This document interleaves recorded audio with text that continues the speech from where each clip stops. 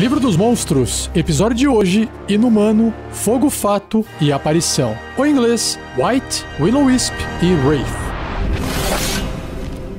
Regras do D&D 5e. Uma produção RPG Next. Começando então com Inumano, White, que se escreve em inglês W-I-G-H-T. E ele parece, na ilustração que tem no Livro dos Monstros, um vampiro envelhecido todo branco. É um humanoide com uma cara meio ressecada, o olho preto, sem nariz, mas com aqueles furos aparecendo. A boca parece ter vários dentes, o cabelo todo branco, e ele está vestindo uma armadura completa, toda metálica, com uns espetos saindo, nos ombros 2 crânios de algum demônio ou diabo, porque tem uns chifrinhos. Nas costas tem um arco com uma aljava cheia de flechas e numa das mãos segura uma espada longa estilizada com sangue nas pontas. Inumano. A palavra inumano significava pessoa nos dias de outrora, mas o nome agora se refere a mortos-vivos malignos que foram mortais guiados por desejos obscuros e grande vaidade. Quando a morte silencia o coração de uma criatura assim e sufoca seu suspiro de vida, seu espírito suplica para o Lorde Demônio Orcus ou algum deus vil do submundo por adiamento, morte e vida em troca de uma guerra eterna contra os vivos. Se um poder obscuro ouvir esse chamado, é concedida ao espírito a morte e vida, na qual ele pode perseguir sua própria agenda maligna. Os inumanos possuem as memórias e objetivos do seu antigo eu vivo. Eles irão atender ao chamado de qualquer um que seja a entidade trevosa que os transformou em mortos-vivos, fazendo juramentos para acalmar seu novo senhor enquanto mantém sua autonomia. Nunca se cansando, o inumano pode perseguir seus objetivos sem descanso e sem distração. Devoradores de vida. Nem morto, nem vivo, o inumano existe em um estado transitório entre o mundo e o próximo. A centelha luminosa que ele possuía em vida se foi, e em seu lugar ficou um desejo de consumir a centelha de todas as outras coisas vivas. Quando um inumano ataca, essa essência brilha como brasa branca em seus olhos pretos, e o toque frio do inumano pode drenar a centelha através da carne, roupas e armaduras. Sombra da cripta. Os inumanos fugiram do mundo durante o dia, se afastando da luz do sol, a qual eles detestam. Eles recuam para as covas, criptas e tumbas onde habitam. Seus covis são locais desolados e silenciosos, cercados por plantas mortas, visivelmente enegrecidas e evitado por pássaros e bestas. Os humanoides mortos por um inumano se erguem como zumbis sob seu controle. Motivados por uma fome por almas vivas e levados pelo mesmo desejo de poder que os despertaram, como mortos-vivos, alguns inumanos servem como tropas de choque para líderes malignos, incluindo aparições, que já eu vou ler na frente. Como soldados, eles são capazes de planejar, mas raramente o fazem, contando com sua fome de destruição para sobrepujar qualquer criatura que fique em seu caminho. Natureza morta-viva. Um inumano não precisa respirar, comer, beber ou dormir.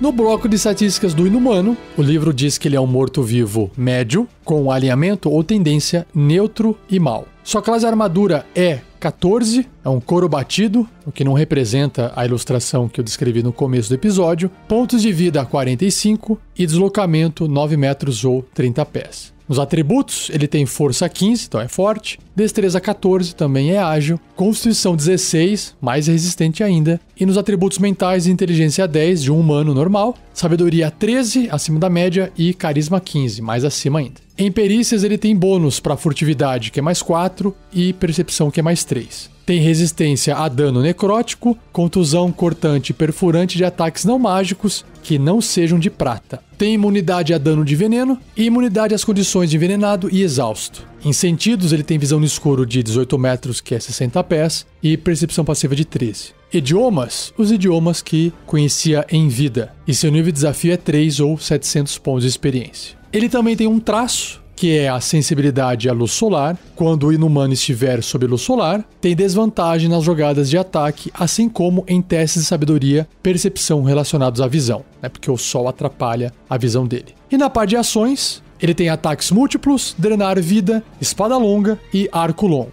Ataques múltiplos diz que ele pode realizar 2 ataques com espada ou 2 ataques com arco longo. Ele pode usar o seu drenar vida no lugar de um ataque de espada longa. O drenar vida, espada longa e arco longo, todos eles são ataques corpo a corpo, só que, no caso, drenar vida é com magia e os outros são com arma. Eles têm bônus de mais 4 para atingir apenas um alvo, e aí a distância vai variar. Drenar vida é adjacente, é 1,5 m, espada longa também, só que o arco longo tem aquela distância do arco, que é 45/120 metros, ou em pés, 150/600. E aí, no caso do drenar vida, se acertar causa 5 ou 1d6 mais 2 de dano necrótico e tem uma descrição abaixo. O alvo, então, deve ser bem sucedido num teste de resistência de constituição com dificuldade 13, ou seu máximo de pontos de vida será reduzido em um valor igual ao dano sofrido. Caraca, isso é forte. Essa redução dura até o alvo terminar um descanso longo. O alvo morre se esse efeito reduzir o seu máximo de pontos de vida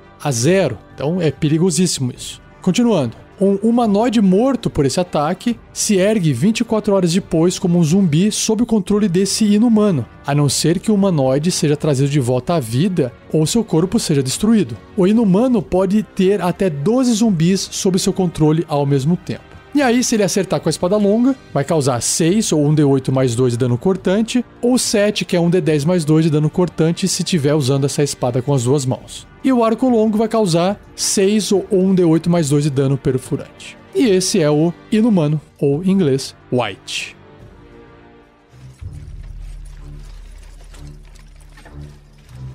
A minha ideia de aventura vai aproveitar talvez a ignorância dos jogadores e com certeza a ignorância dos personagens do que é um inumano. Porque ele pode ser facilmente confundido como um zumbi ou até um vampiro, por ser inteligente, né? E aí, sendo confundido com um vampiro, talvez o pessoal queira causar dano a ele com luz solar. Isso não vai afetar ele dessa forma, apesar de ele ter a sensibilidade. Vão tentar talvez, sei lá, jogar água benta ou água corrente. E aí vão perceber que ele é mais resistente. Claro que ele também não é mais forte do que um vampiro, mas ele também não tem as fraquezas de um vampiro. E isso pode causar essa confusão. O que é essa criatura? Como ele tem inteligência suficiente, né, que é 10, dá pra você fazer um NPC com qualquer tipo de motivação. O que eu acho mais legal é aproveitar um background de como esse inumano, que pode estar caçando, pode ser o vilão principal dos aventureiros de nível 1, por exemplo, que ele tem nível de desafio 3, né? Então fica legal. Como é que ele se formou? Como é que ele surgiu?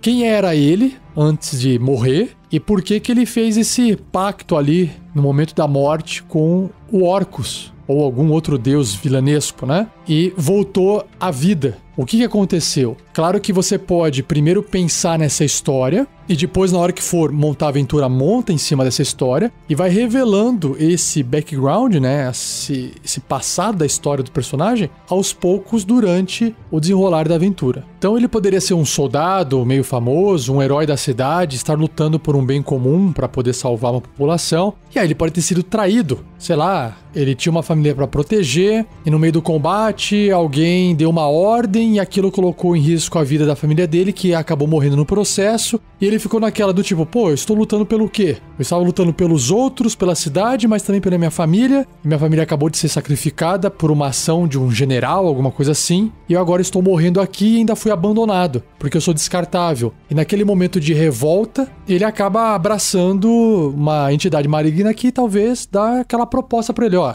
Você quer voltar e se vingar, né? Eu sei que isso aqui poderia se encaixar em qualquer outro tipo de personagem como Revenant, que agora me fugiu até o nome em português. Mas também acho que se encaixa num inumano. E aí ele volta como sendo esse vilão. E aí aquele general ou aquele NPC que fez essa atitude, que é um cuzão, acabou procurando os aventureiros para poder resolver um problema misterioso que está acontecendo na cidade à noite, por exemplo. porque ele não vai agir durante o dia por causa da sensibilidade à luz solar. E aí que encaixa aquela ideia do tipo, será que é um vampiro que tá aqui? O que tá acontecendo, né? Na verdade, é um inumano. E aí eu acho que ele realmente pode ser o vilão, né? Para os aventureiros. Mas aí existe um problema maior, né? Não precisa ter que ajudar o inumano, porque no final das contas ele pode estar matando inocente, ele pode estar fazendo outras coisas, ele poderia estar tentando conversar, mas está usando da força. Ele se tornou mal, se tornou maligno e perdeu a noção, porque ele agora está servindo deuses malignos. Mas a premissa narrativa é essa, descobrir que depois, na verdade,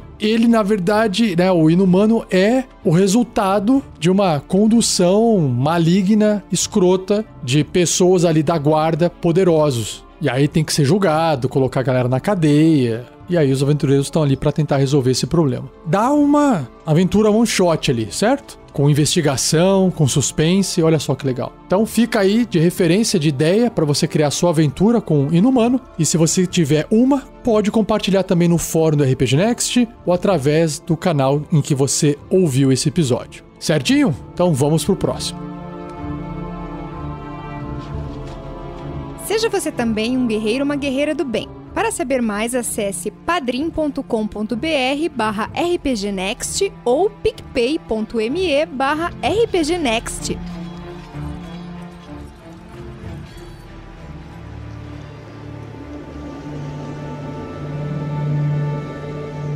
Indo agora para o Fogo Fato, o inglês Will-O-Wisp, que tem uma ilustração que é difícil de descrever. São bolinhas que flutuam e emitem luz. Bolinhas brilhantes, ou esferas brilhantes. A ilustração mostra assim uma árvore, uma floresta na verdade, de noite, escuro, e 3 esferas amareladas flutuando, emitindo luz.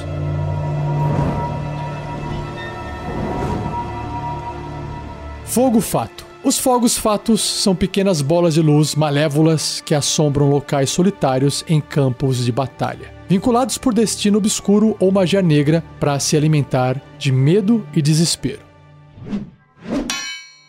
Esperança e danação. Os fogos fatos se parecem com luzes de lanternas sacudindo-se à distância, apesar de poderem escolher alterar suas cores ou apagarem completamente. Quando eles ativam as luzes, os fogos fatos oferecem esperança para as criaturas à procura de segurança que os seguem. Os fogos fatos atraem criaturas desatentas para poços de areia movediça, covis de monstros e locais perigosos para que possam se alimentar do sofrimento de suas presas e deleitar-se com seus gritos mortais. Caramba! Um ser maligno que seja alvo de um fogo fato pode acabar se tornando um fogo fato também. Seu espírito miserável coalesce acima do seu corpo sem vida com uma chama bruxuleante. Consumidos pelo desespero. Os fogos fatos são almas de seres malignos que pereceram em agonia ou miséria enquanto vagavam por terras abandonadas, permeadas por magia poderosa. Ele se desenvolve em pântanos alagados e campos de batalha cheios de ossos, onde o peso opressor da tristeza é ainda mais pesado que o denso nevoeiro e neblina. Presos nesses locais isolados de esperança e memórias perdidas, os fogos fatos atraem outras criaturas para destinos sinistros e se alimentam de sua miséria.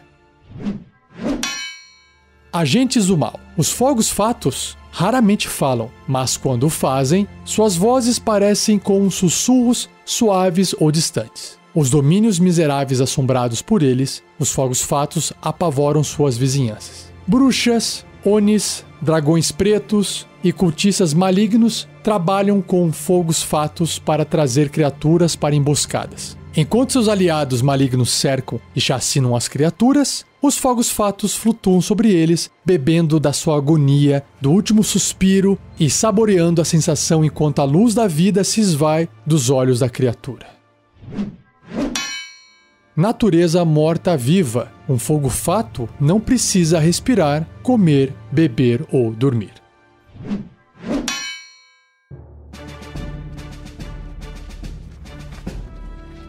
Fogo fato. Morto-vivo miúdo, o tamanho de um gato, com a tendência ou alinhamento caótico e mau. Sua classe armadura é super alta, é 19, tem 22 pontos de vida e deslocamento é 0, mas ele voa, ele plana na verdade. 15 metros na velocidade, 50 pés. Em atributos, ele tem força 1, só para falar que tem, para não zerar o atributo. Então não serve de nada aí a força dele, praticamente. Agora, destreza 28. É quase o limite do 30, é muito alto. Constituição 10, inteligência 13, olha só, acima da média de um ser humano normal, comum. Sabedoria 14, alta, e carisma 11. Tem imunidade a danos elétrico e veneno. Resistência a várias coisas, né? Dano de ácido, fogo, frio, necrótico, trovejante e também contusão, perfurante e cortante de ataques não mágicos. Se não bastasse isso, também tem imunidade às condições de agarrado, caído, envenenado, exausto, impedido, inconsciente e paralisado.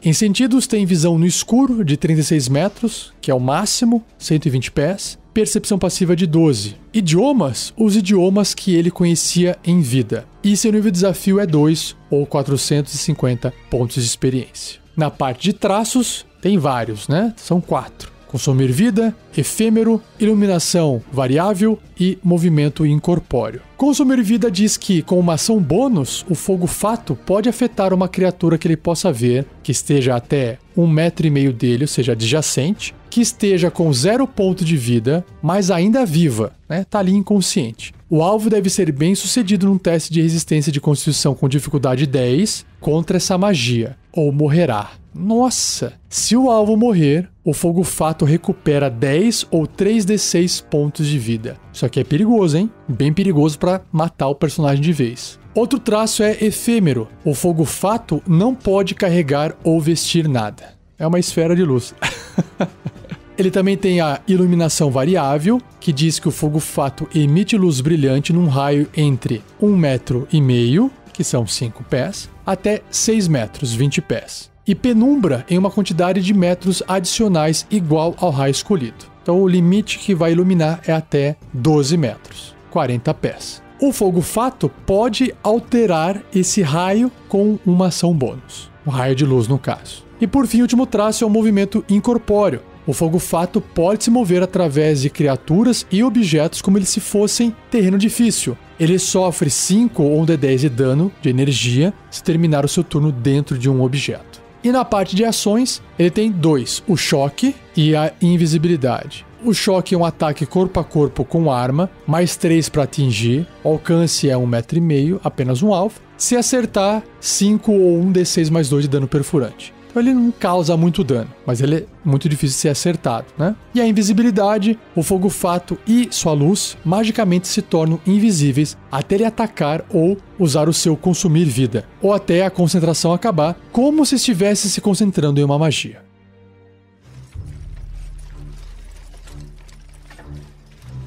Ideia de aventura. Bom, como apenas criaturas malignas que morreram podem se tornar fogos fatos, eu acho que você pode começar a pensar numa ideia, numa pequena história de um grupo de pessoas, por exemplo, pode ser uma, pode ser duas, pode ser três, pode ser mais, que foram para algum local, fizeram algum tipo de maldade, e aí quando estavam voltando, talvez numa floresta, um pântano, morreram por algum motivo. Caíram numa armadilha, foram atacados por alguma criatura, pegaram alguma doença e pagaram, né, entre aspas, pela sua maldade. Algumas delas, ou todas, ou uma delas, não dá pra saber, dentro daquele ambiente carregado, pesado, virou um fogo fato. Vamos pegar um só, né, para começar de leve. E a partir do momento que esse um único fogo fato surgiu, ele começa a atrair pessoas de todo tipo e matar e consumir essas pessoas, né? Até que um dia ele possa conseguir atrair uma pessoa maligna e ele consegue fazer um novo fogo fato. E assim o problema começa a surgir. Basta o primeiro fogo fato existir para começar a atrair pessoas boas, sei lá, crianças, pessoas inocentes, pessoas que talvez perderam um parente em vida e estão ouvindo uma voz, um sussurro dentro da floresta e vem uma luz bonita, brilhante, e acham que, sei lá, é o espírito do seu amado ou amada que morreu, e aí ele é atraído para uma morte agonizante, dolorida. E aí que, de repente, os aventureiros serão chamados para poder tentar ajudar a resolver esse problema. E é justamente nessa conversa, nessa introdução, há muito tempo atrás, aconteceu tal coisa, vira meio um episódio de terror, uma história de terror, onde os aventureiros vão ter que enfrentar esses fogos fatos, pode ser mais de um, depende, né? Porque um só tem nível de desafio 2, 4, 5 aventureiros conseguem dar conta, mas pode ter uns 3, por exemplo, né? Ou não, só tem um realmente durante a caminhada deles dentro dessa floresta, pode ter outras criaturas, até eles encontrarem essa luz. E seria legal, né? A luz, o fogo fato, lembre-se, atrai as pessoas para uma armadilha. Atrai as pessoas para um local perigoso. Então seria legal ter outras coisas no meio do caminho, porque eles têm que ir atrás. O que seria essa luz? Vamos atrás dessa luz, vamos investigar, vamos ver o que está acontecendo. E a criatura pode ficar invisível, né? Como uma ação. E aí não tem como encontrar ela. Então ela também não é burra, né? Inteligência 13. Se ela precisar, ela se esconde, fica invisível e sai fora. Até a pessoa cair numa armadilha, até a pessoa se machucar. E aí como é que você resolve isso? Olha só a dificuldade de se eliminar um fogo fato. Se ele não quiser ser morto, ele não vai ser morto, ele desaparece. Como é que você vai pegar uma criatura dessa, né? Então eu acho que dá pra desenvolver legal, bastante aqui, uma aventura, um one shot bacana com suspense e terror na sua mesa. Se você tiver uma ideia, compartilhe.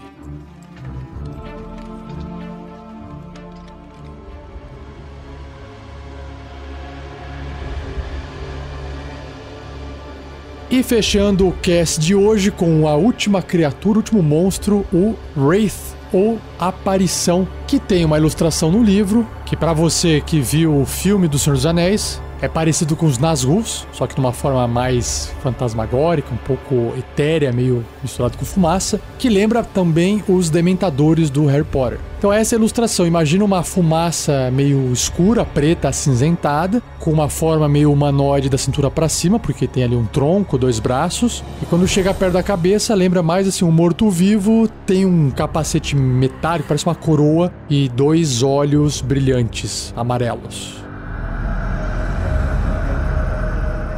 Aparição. Uma aparição é a encarnação da malícia, concentrada em uma forma incorpórea que busca extinguir toda a vida. A criatura é impregnada de energia negativa e sua mera passagem pelo mundo deixa as plantas próximas negras e murchas. Animais fogem ante sua presença. Até mesmo pequenas chamas se extinguem pela sucção de esquecimento da horrenda existência da aparição. Esquecimento vil. Quando um humanoide mortal vive uma vida aviltada ou realiza um pacto diabólico, ele condena sua alma à danação eterna pelos planos inferiores. No entanto, às vezes a alma se torna tão impregnada de energia negativa que ela sucumbe a si mesma e deixa de existir um instante antes de embarcar numa terrível vida após a morte. Quando isso ocorre, o espírito se torna uma aparição desalmada, um vácuo maléfico preso no plano onde morreu. Praticamente nada da vida anterior da aparição é preservado. Em sua nova forma, ela existe apenas para aniquilar outras vidas. Desprovido de corpo. Uma aparição pode se mover através de criaturas e objetos sólidos tão facilmente quanto uma criatura mortal se move na neblina. Uma aparição pode manter algumas poucas memórias de sua vida mortal como ecos sombrios. No entanto, até mesmo os eventos e emoções mais marcantes tornam-se nada além de vagas impressões, tão efêmeros quanto a fraca lembrança de um sonho. Uma aparição pode parar para observar algo que a fascinava em vida, ou ela pode reduzir a sua ira ao reconhecer uma amizade passada. Tais momentos ocorrem raramente, no entanto, já que a maioria das aparições desprezam ou que elas foram como um lembrete do que elas se tornaram. Comandantes mortos-vivos. Uma aparição pode criar um servo morto-vivo de um espírito de uma criatura humanoide que tenha sofrido recentemente uma morte violenta. Esse fragmento de aflição se torna um espectro rancoroso de tudo o que vive. As aparições às vezes comandam as legiões de mortos, conspirando para a danação das criaturas vivas. Quando elas emergem de suas tumbas para a batalha, vida e esperança murcham perante ela. Mesmo que o exército de uma aparição seja forçado a recuar, as terras ocupadas por suas forças ficam tão devastadas e estéreis que os que vivem nelas geralmente ficam famintos e morrem.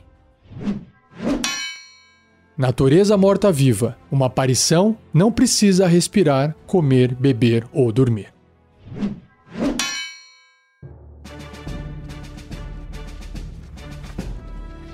No bloco de estatísticas da aparição, diz que ela é uma morta, viva, média, neutra e má. Sua classe armadura é 13, tem 67 pontos de vida, deslocamento 0, mas ela voa, ela plana com 18 metros, 60 pés, bem rápida. Em atributos ela tem força 6, ela é fraca, mas ela tem destreza 16, bem alta, constituição 16, inteligência 12, acima da média, sabedoria 14 e carisma 15. Em resistências a dano, ela tem várias. Ácido, elétrico, fogo, frio, trovejante, contusão, perfurante e cortante de ataques não mágicos que não sejam de prata. Ela também tem imunidade a dano necrótico de veneno e imunidade às condições de agarrado, caído, enfeitiçado, envenenado, exausto, impedido, inconsciente, paralisado e petrificado. Em sentidos, tem visão no escuro de 18 metros, 60 pés, percepção passiva de 12, idiomas, os idiomas que ela conhecia em vida, e seu nível de desafio é 5 ou 1.800 pontos de experiência. Na parte de traços, ela tem 2, movimento incorpóreo e sensibilidade à luz solar. O movimento incorpóreo diz que ela pode se mover através de criaturas e objetos, como se eles fossem terreno difícil.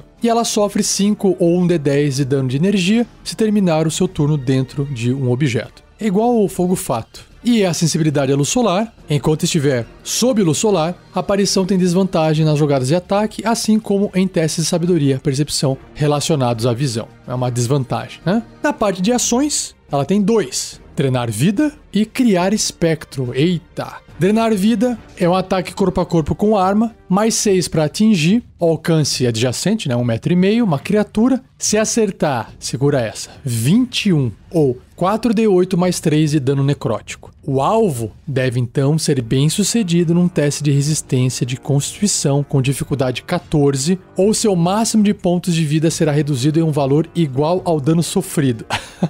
Essa redução dura até o alvo terminar um descanso longo, e o alvo morre se esse efeito reduzir o seu máximo de pontos de vida a 0. É muito forte. E a outra ação, que é o criar espectro, a aparição afeta um humanoide até 3 metros dela, 10 pés, que esteja morto há não mais de 1 minuto e tenha morrido violentamente. O espírito do alvo se ergue como um espectro no espaço do seu corpo ou no espaço desocupado mais próximo. O espectro está sob o controle da aparição. A aparição não pode ter mais de 7 espectros sob seu controle ao mesmo tempo. Lembrando que o espectro é um outro monstro e eu já gravei sobre ele num episódio passado.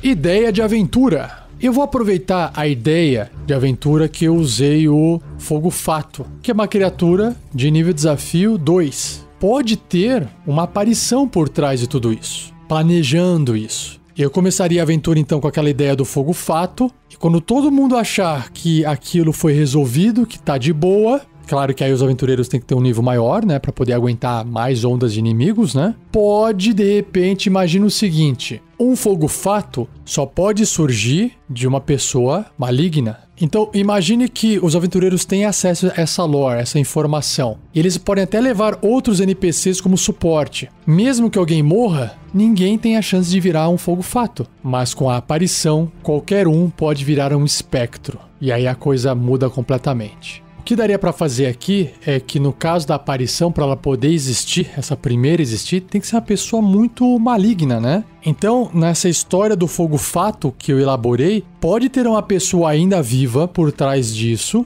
inclusive fazendo um combinado ali com os fogos fatos para poder facilitar e ajudar, encobrir o que tem ali acontecendo e ajudar a atrair criaturas para que os fogos fatos possam consumi-las. E é evidente que a maioria não vai ser maligna e não vai surgir novos fogos fatos, beleza? E depois que tudo isso é resolvido, os aventureiros podem acabar descobrindo que aquela pessoa, né, super maligna estava por trás de tudo isso. Ela não precisa ser forte nem nada. Ela não precisa nem oferecer risco de combate. Mas ela vai ser julgada e talvez ela vai ser condenada à morte pela cidade ou vila em que a aventura ocorreu. E é justamente nesse ato dela ser morta que vai virar a aparição. E aí você pode emendar uma segunda aventura quando os aventureiros estão prestes a, sei lá, deixar ali e falar: resolvemos o problema daqui, a aventura acabou. No dia seguinte, espectros surgem. E agora, o que será que está acontecendo? E por que está acontecendo isso? E aí eles vão ter que descobrir, né, que se trata da pessoa lá que foi executada, ter virado uma aparição e ela voltou para causar mais mal ainda, pior ainda. E aí ela entra no lugar e cria espectros. Ela invade ali, sei lá, uma casa ou um local onde tem guardas, mata os guardas e cria espectros. E aí vira um problemão maior ainda. E aí não cabe mais eu ficar aqui elaborando. Complete essa ideia de aventura, compartilhe no fórum da RPG Next ou onde você ouviu esse episódio.